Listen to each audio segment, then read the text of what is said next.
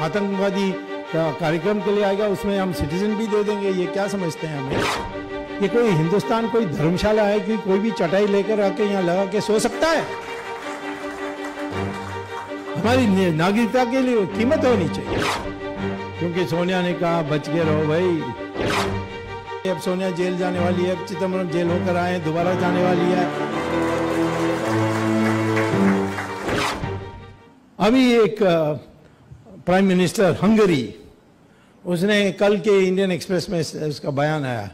उसने कहा इस देश में हम मुसलमान को आने नहीं देंगे, सिर्फ क्रिश्चियन को ही आने देंगे, क्योंकि मुसलमान आएगा तो हमारी देश बिगड़ जाएगी, इसीलिए नहीं देंगे। कोई कुछ नहीं बोल रहा है। तो आज हम सुप्रीम कोर्ट की मर्यादा कर देखते हुए हम कर रहे हैं, परंतु इसकी अभी तक दस्तावेज नहीं आई है। जो इस देश में नाजायज आए हैं, अवैध हैं, उनको हम रहने नहीं देंगे।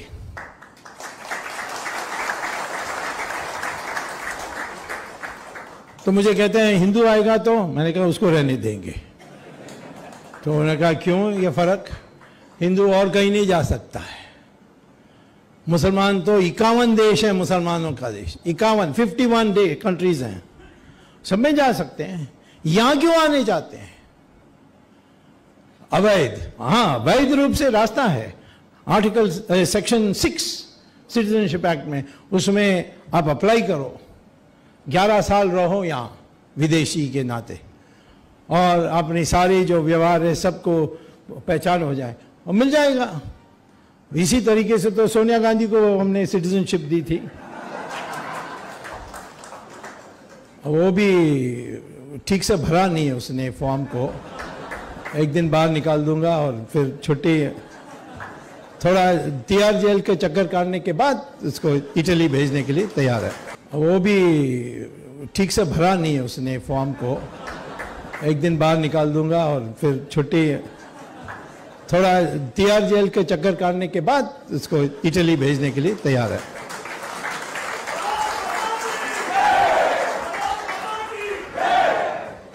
मैं तो आपको कहता हूं, आप कोई भी उसकी तरफ से बुलाइए, मेरे साथ डिबेट कराइए, कोई आएगा नहीं, पर तो ट्राई तो कर सकते हैं आप।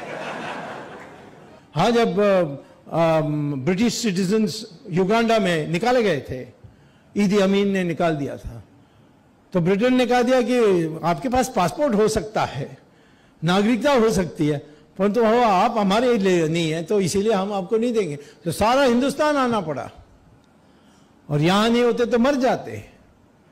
तो हमारी जो दायित्व है उसको तो हम पूरा करेंगे। एनआरसी में क्या आएगा मैं नहीं कह सकता हूं, परंतु मेरा आग्रह है कि जरूर ये कहें कि जो हिंदू है उसको और कोई जगह नहीं मिलेगी।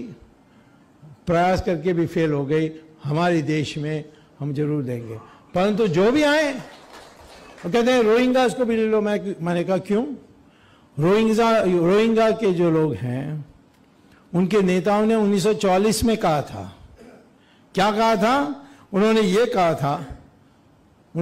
कहा था कि हमारा नेता मोहम्मद अली जिन्ना है, हम पाकिस्तान में रहने चाहते हैं। बर्मा में थे, परंतु कहते थे हम पाकिस्तान जाने चाहते हैं।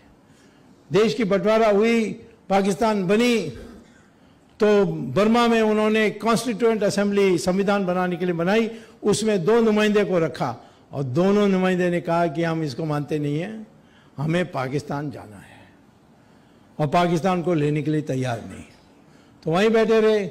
बांग्लादेश में गए, उस समय पाकिस्तान ही था बगल में, अब अलग हो गया तो वो भी भगाने में लगे हुए हैं।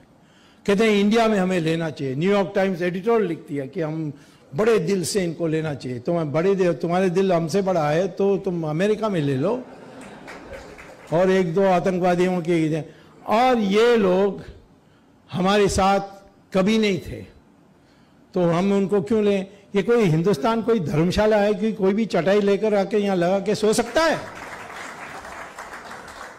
हमारी नागरिकता के लिए कीमत होनी चाहिए।